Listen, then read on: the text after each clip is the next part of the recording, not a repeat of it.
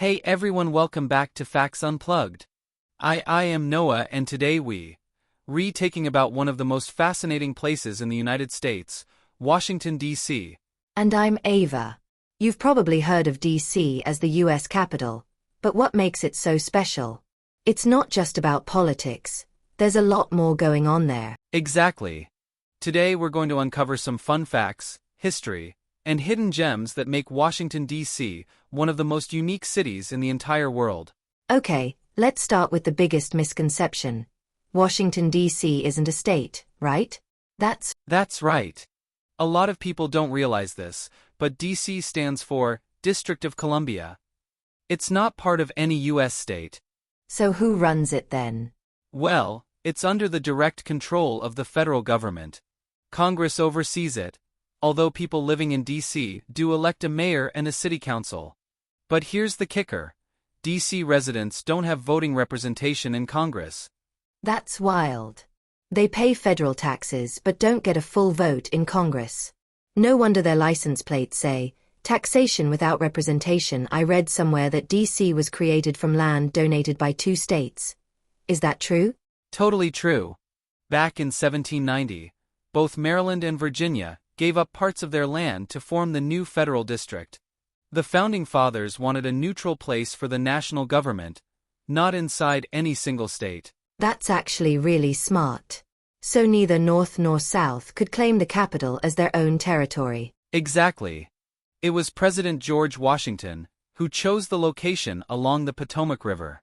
That's why the city is called Washington, D.C., after him. Oh, I love this part. The layout of the city feels so organized, those wide streets and grand monuments. Yep, that's thanks to Pierre-Charles L'Enfant, a French-born architect. He designed D.C. with wide avenues, open parks, and clear sightlines between major buildings like the White House and the Capitol. That explains why you can stand near the Washington Monument and see so many other famous landmarks just by turning your head. Exactly. It's like the whole city was built for walking tours and photos. Wait, what? A crypt? Noah, yep. Beneath the U.S. Capitol building, there's a place called the crypt. It was originally meant to be George Washington's burial chamber. Whoa, seriously? Yep, but Washington's family decided to keep him at Mount Vernon instead. So the crypt is empty, but tourists can still visit it today. Creepy but cool. Okay, one of my favorite things about D.C., all the free museums. Oh yeah, that's a big deal. Thanks to the Smithsonian Institution, there are 19 museums and galleries, plus the National Zoo, all free to the public.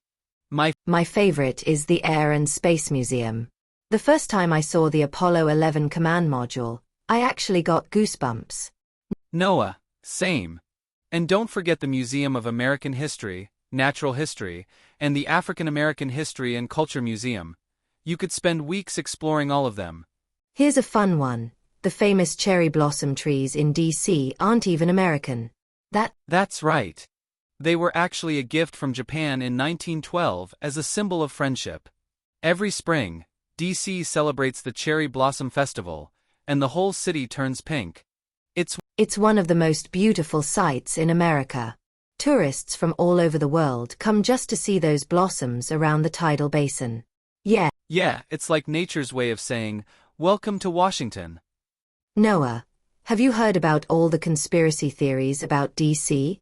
Like secret tunnels and hidden meanings? Oh yeah, plenty of those. Some of them are just myths, but D.C. really does have tons of Masonic symbols built into its design. Even the street layout forms interesting patterns. And I heard there's a network of tunnels connecting the Capitol, the Library of Congress, and the Supreme Court. That one's true. They're used mostly by staff and security, though, not secret agents or anything. Last one from me. Why is the White House white? Was it painted that way on purpose? Funny you ask. It wasn't originally called the White House.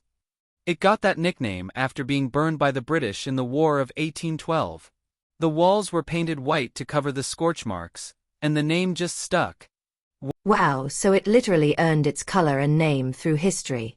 And that's just a glimpse of why Washington, D.C. is so special.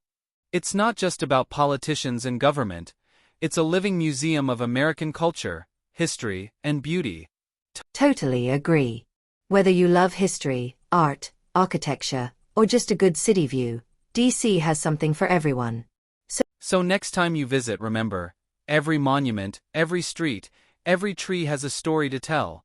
Well said, Noah. And that wraps up today's episode of Facts Unplugged. Thanks for listening, everyone. Don't forget to like, share, and subscribe for more amazing facts about the USA. See you next time.